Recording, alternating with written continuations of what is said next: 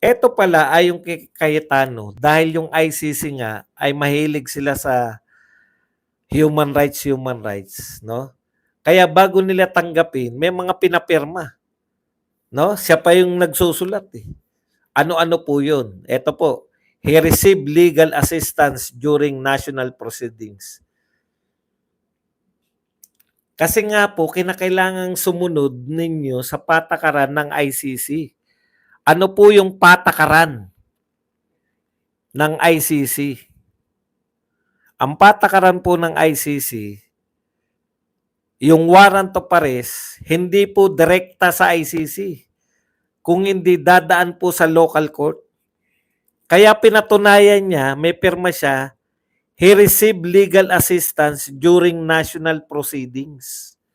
Yan pong national proceedings, pinipiloso po naman nito ni Remulla, sinasabi naman ni Remulla, yung iba nga eh. Kasi ito ay extra, anong tawag doon? Basta may sinasabi ng paulit-ulit si Remulla eh, extradition. 'Di ba? Yung form daw yan ng extradition. Sa madaling salita, nagsinungaling na naman siya ron. Wala naman pong pinagdaanan na national proceeding. Ngayon, ang gusto nilang palabasin, yung DOJ, yun na yung national, hindi po eh. Ang ibig po sabihin ng national proceeding dyan, dinala ninyo sa local court natin. Ang laki-laki po talaga ng paglabag kasi hindi nyo po dinala. Tapos pinatunayan nyo, may pirma karon na dinala. Pinatunayan nyo na dinala sa korte. Wala naman dinadala, hindi naman nadala sa korte. Ngayon, sa isa pang tanong, meron tanong doon ng do not know, kung si Tatay Digong ba, dito na siya kinontempt yung Lakanilaw. Ang tanong sa kanya, kung si Tatay Digong daw ba ay dinala sa korte o parang ganun eh, di ba? Hindi niya raw alam. Ulit-ulit diyan si Bato, yan na po nakakagigil eh. Mula nung dumating si Tatay Digong, nariyan ka na. Tapos sasabihin mong hindi mo alam kung may pinagdalan sa kanyang korte o wala. Kasi po, malamang hindi tanggapin ng ICC yan pag sinabi mong hindi siya nadala sa korte. Ang sagot niya, hindi niya raw alam kung nadala sa korte o hindi si Tatay Digong.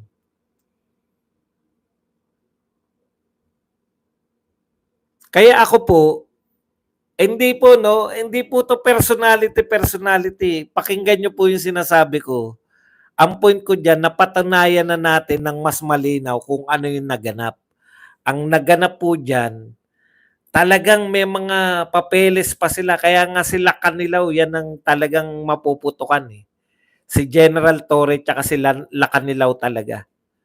Kasi siya yung nagdala, siya yung pinaka-head eh. Yung team eh, di ba? Siya talaga yung pinaka-inutusan na tiyakin na mapupunta sa dahig si Tatay Digong. Siya rin yung mga pumirma in behalf of the Republic of the Philippines.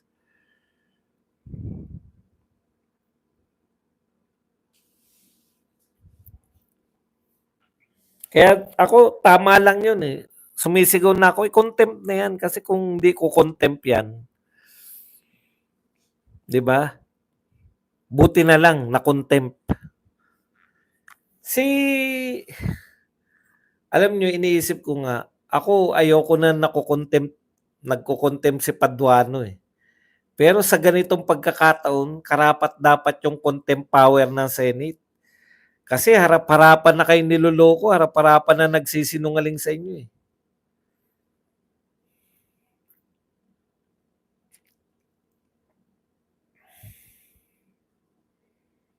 Hindi po talaga pwedeng i-contempt si Torre kasi nagsasabi po siya ng totoo. Kaya lang, etong wordings ni Torre, no, may nagtanong sa kanya, nakalimutan ko na lang. Ikaw ba sa tingin mo yung mga order sa'yo legal? Eto, hindi ko alam kung palusot tinuturi o talagang totoo sa kanya. Ang sabi niya, kasama ko po yung DOJ, kasama ko po yung PNP chief, kasama ko po yung Solgen. Tama nga naman. Kasi pag in doubt po yung hindi naman po mga abogado yung mga yan. Pag ikaw, in doubt ka kung tama ba yung ginagawa mo, hindi. Sino po kinukonsulta dapat? Dalawa, di ba? DOJ tsaka Solgen. Kung pareho niyang kasama yung Solgen, DOJ, tapos ang nag-uutos sa kanyang direkta, PNP chief, tama yung pananaw ni, di ba? Yung katwiran ni Torre. Paano mo sasabihin na hindi legal? Magkakasama kayo ng DOJ. Sa isip, loko. Akala nyo siguro, ilalaglag nyo si Torre, ha? Biglang nabaliktad ni Torre ngayon. Kayo na dinadahilan. walang sumasalo kay Torre. Kay Kalbo may sumasalo, eh.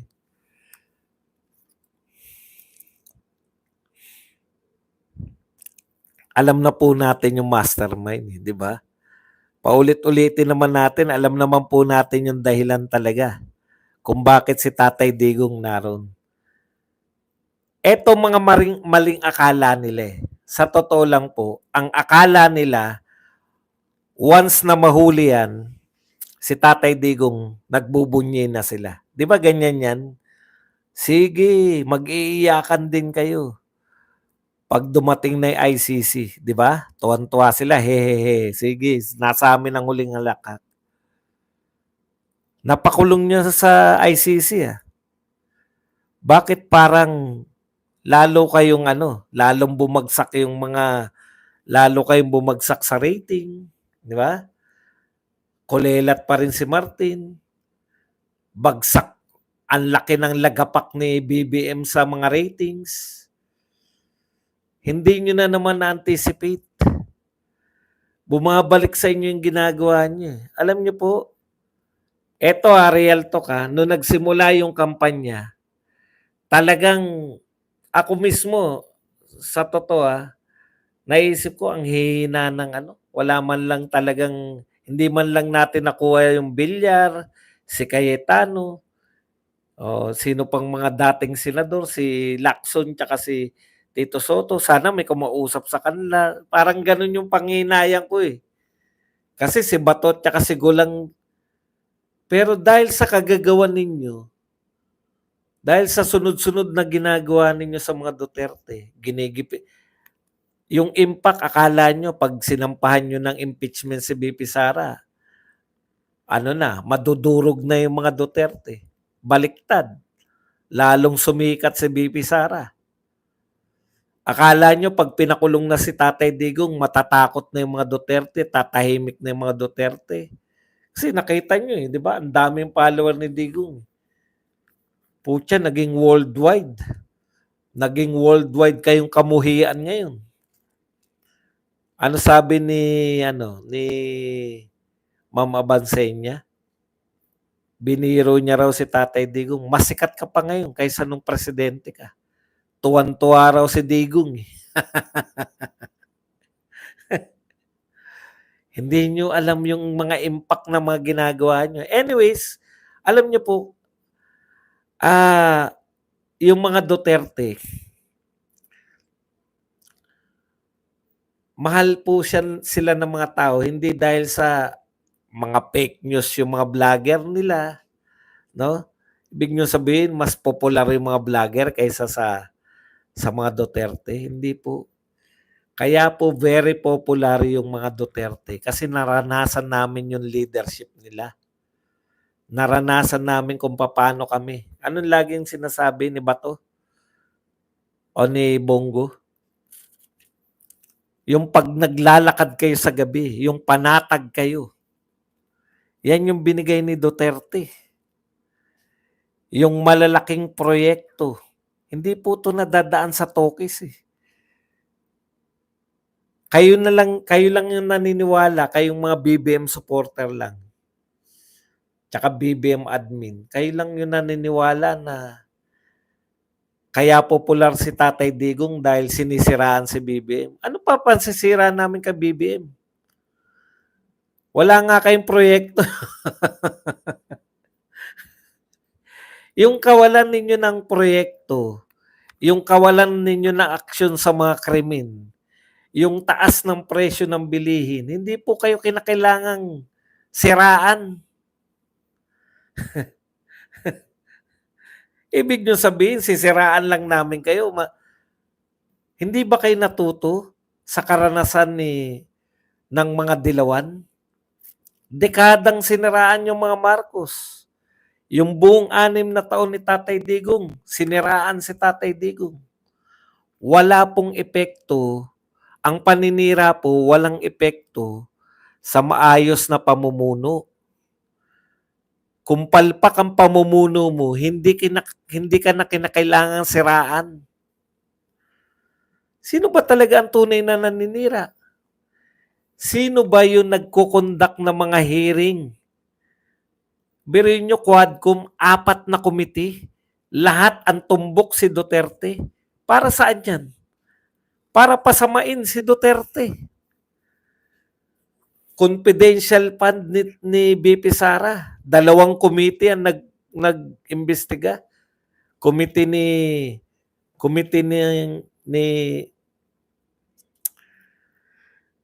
Kimbo tsaka komite nito ni Chua. O 6 na komite ang nag-iimbestiga sa Duterte. Exclusive. Tapos sasabihin nyo, ang mahilig manira, mga Duterte.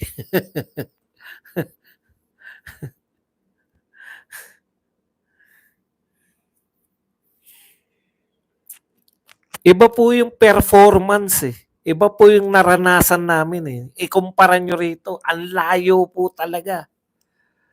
Ang layo ni Tatay Digong dito sa kasalukuyan. Hindi nyo kami mapagbibintangan na kami pa paninira. Saan ba ginagawa araw-araw ni ni Auntie Claire? Panay paninira lang yung sa Duterte yan eh. Katulad kanina, galit na galit siya. Ikaw ba ang nagre-request? Dapat sinabi na kagad kasi ng reporter, opo, kami po nagre-request. Alam mo, in fairness kay Noli De Castro, inimbitahan nyo si Noli De Castro, hindi nyo naman pinakinggan. Di ba? Ano sinabi ni Noli De Castro? Ano po, ganitong tanong eh, ano po ang ginagawa nyo kung kayo po ay nagpe-fake news? Sasagutin ko lang. Katulad po yan ang ginagawa ni Tatay Digong. May umaatake sa kanya, sasagutin niya lang. Talk to the people.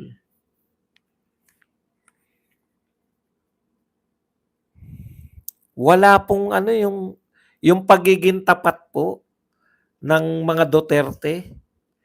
Samahan pa ng mga paglilingkod nila na totoo, hindi lang po tokis. Diyan po minahal. Namimiss kaya namin. Namimiss namin yung mga Dolomite, dating basurahan na naging pasyalan. Namimiss namin yung mayat maya may inauguration ng tulay, inauguration ng highway, inauguration ng airport, inauguration ng seaport. Namimiss namin yung maririnig naming benepisyo na dating 5 years, lisensya, passport, gagawin 10 years. Namimiss namin yung mga katahimikan ng mga lugar. Hindi lang po sa datos. Alam nyo, wala sinasabi hindi kami importante yung ngayon, hindi katulad ngayon, panay. Ayon sa ganun, hindi namin maramdaman. Ayon sa PNP, bumababa ang krimen, hindi namin maramdaman. Iparamdam nyo sa amin yung mga numero nyo.